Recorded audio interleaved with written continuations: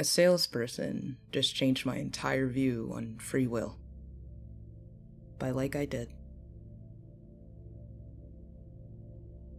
Imagine you open your door, and in front of it stands a person who apparently knows everything about you.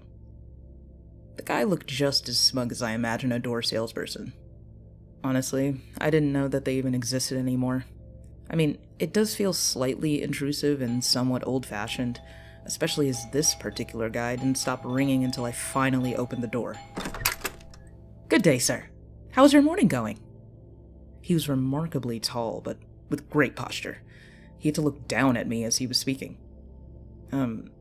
Good. Thanks. Well, good to hear that. So, you don't have any problems with parasites yet, huh? I gave him a confused look. "Oh, I'm sorry. You must not know. Did your parents not tell you? I believe they would have told you before heading off to Spain. Oh, what a luxury to take a vacation in January." I was standing at the door with one foot outside to make sure he didn't decide to come inside. I had 2 more meetings and was in no mood to listen to some sales pitch. "I'm sorry, my parents didn't say anything about parasites. Did you have an appointment?" I didn't even question why he immediately assumed that I was their son. But he was spot on. My parents did ask me to watch the house, seeing that I work remotely anyway.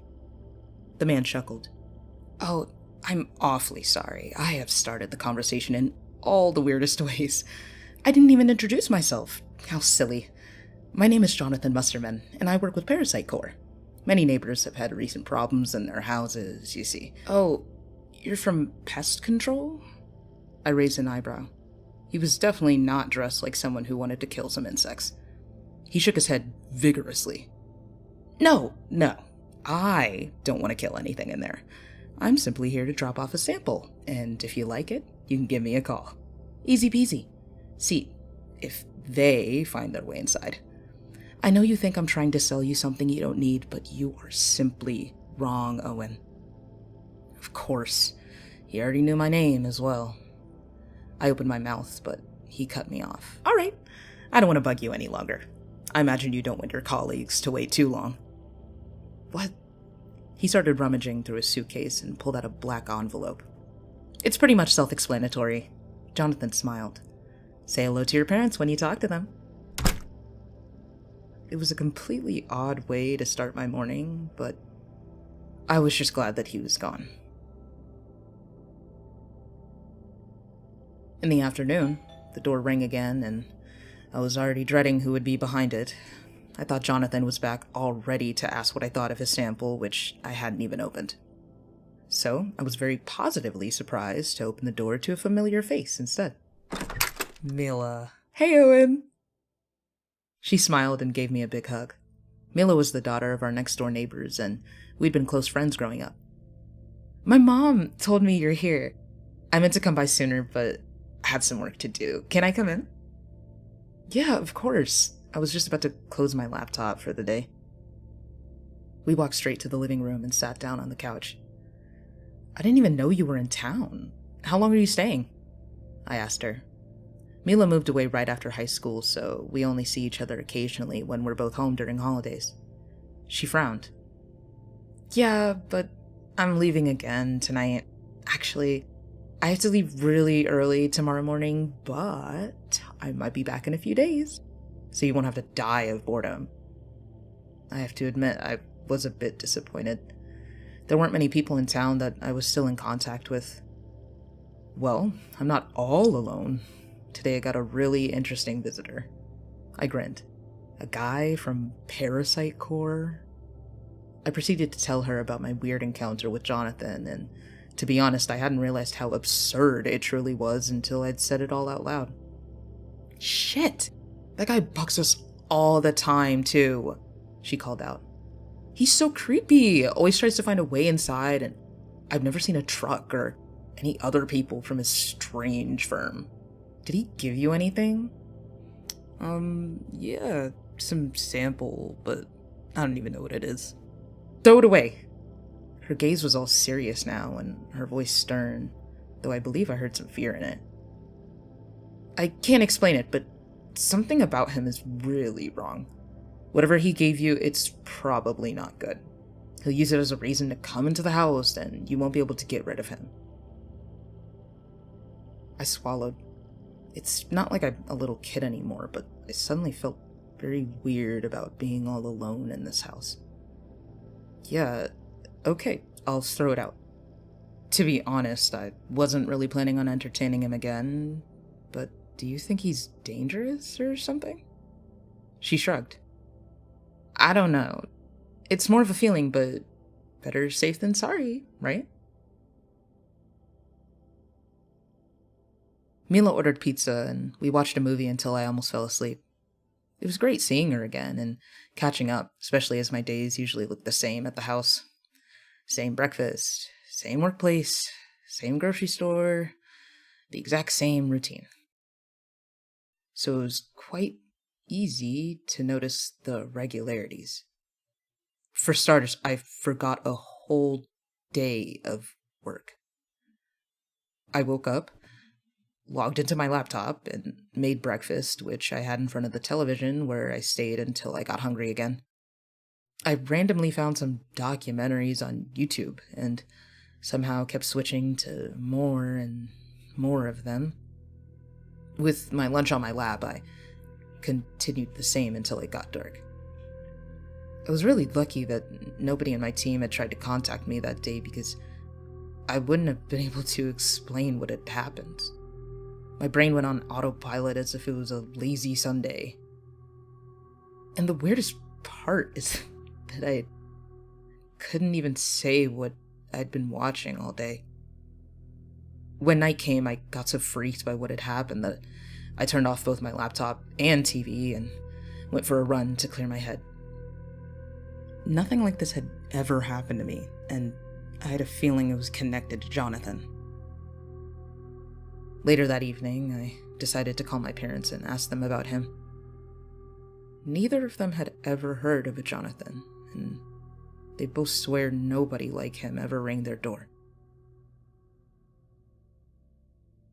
Forgetting work was unfortunate, but not necessarily dangerous yet. But then, other things started happening.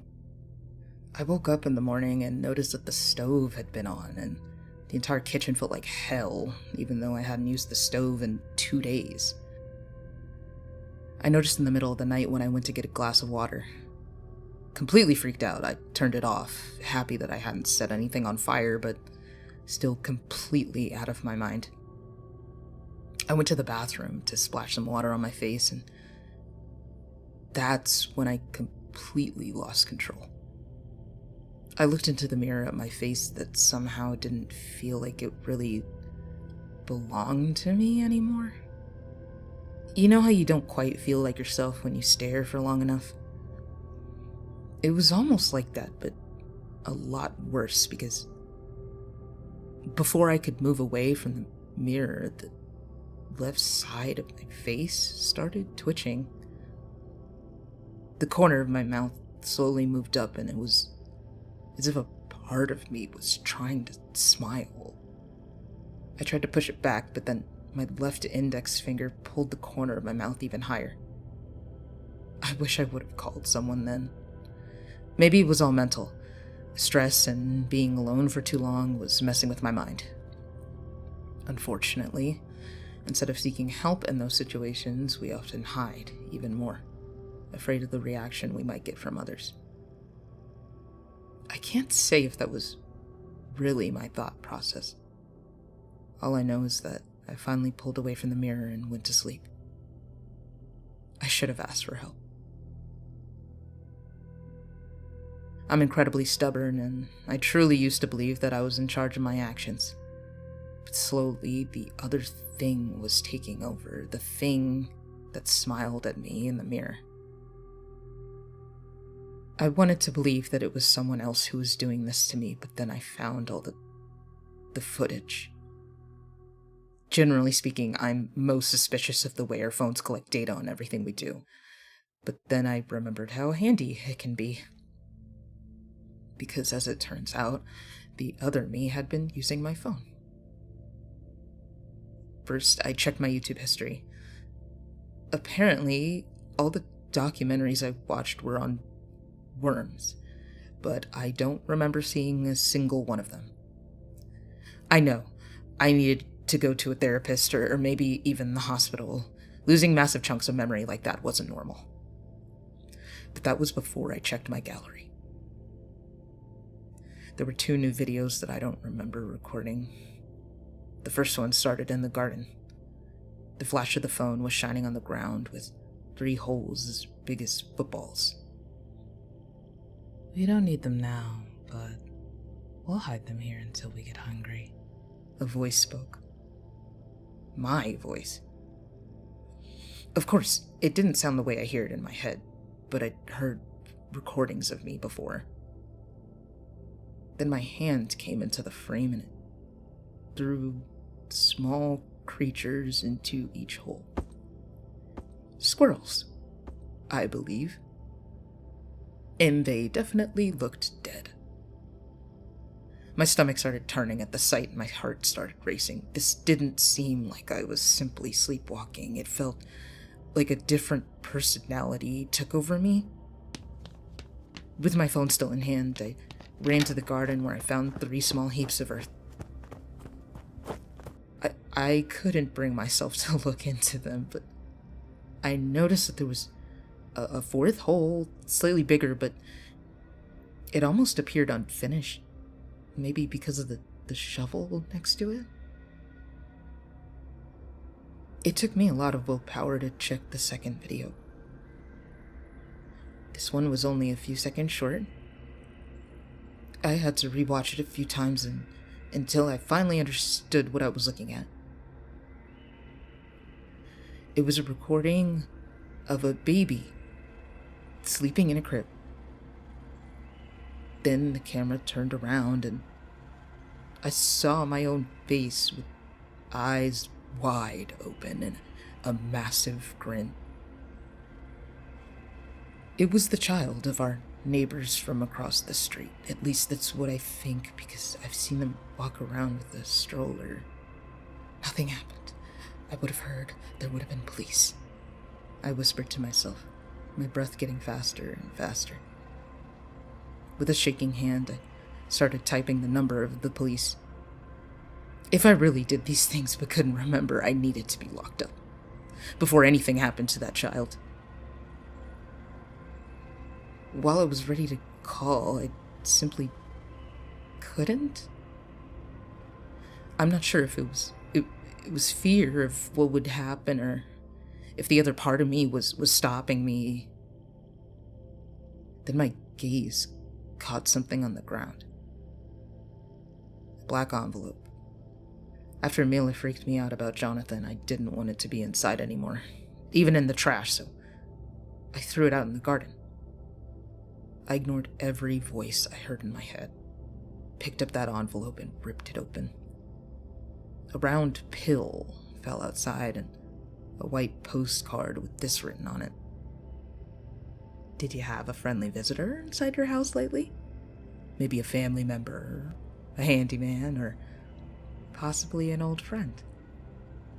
And now think, do you really remember them? If not, give us a call before it's too late, and before they catch on. On the other side was a phone number. My visitor was Jonathan, but as far as I know, he never came inside. And then it hit me. I ran inside, through the front door outside and right to our neighbors. You might have guessed it by now, but they were really worried about me when I asked about their daughter Mila, who didn't exist. Before they catch on. I had 2 options. Fight my thoughts and go to the police, but that would mean I'd be arrested and probably sent to a mental institution. Or call the number, but it was very well possible that Jonathan did all this to me. That he sent Mila. Oh boy, they got you so quickly. You should have opened the sample when I gave it to you.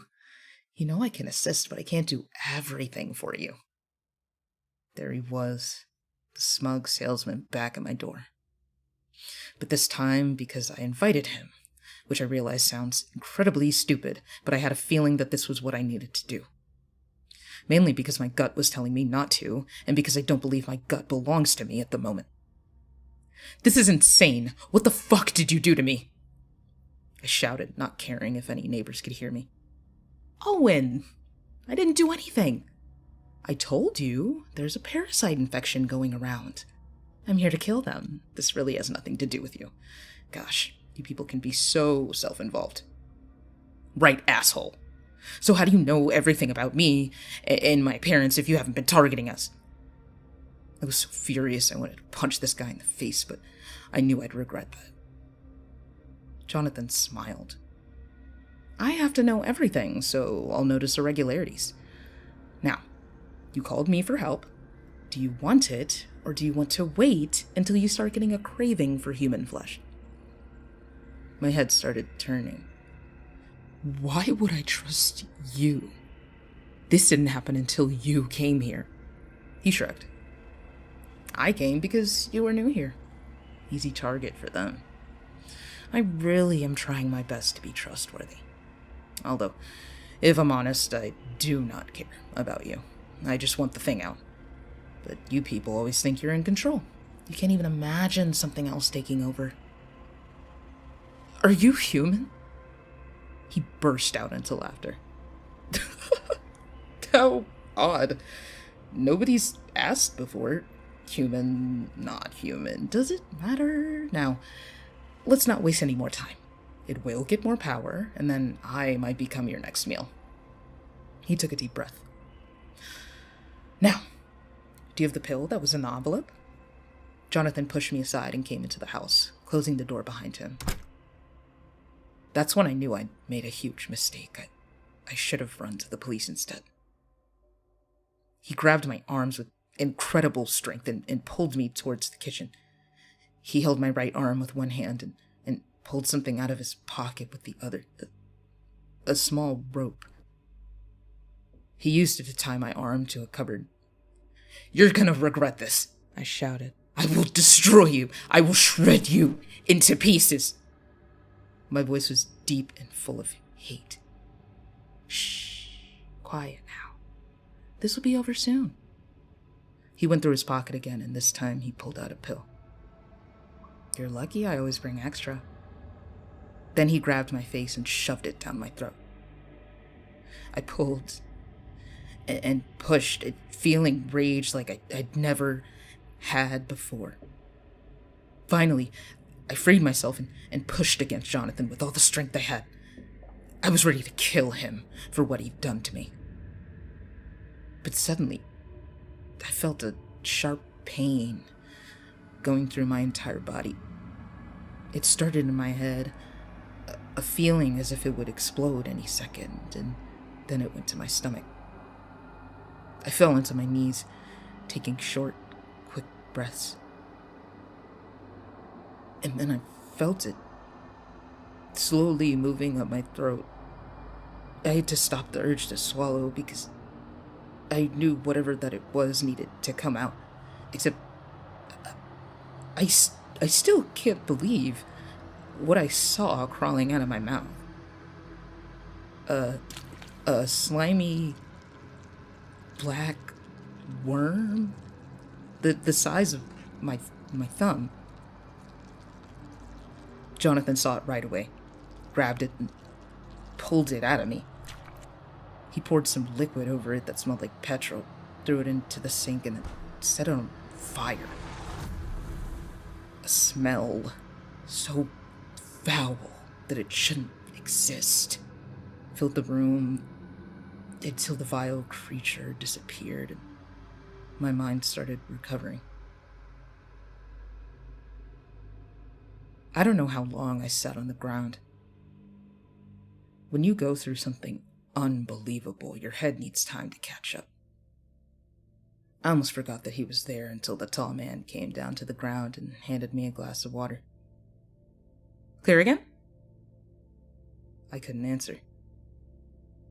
You don't need to believe me, but I really didn't do this. I mean, I'm not doing this out of the goodness of my heart either. I was hired to kill them. Finally, my voice came back to me. By whom? Oh boy, you don't want to know. These creatures are connected to a lot of other shit going on in the world. What? He shook his head. I'm not supposed to talk about it. Trust me. There are things happening at the moment that you don't even want to think about. You live in one of the least messed up towns. I mean, have you heard of Tattletoe, Agsbury, or Marville? Those places are fucked.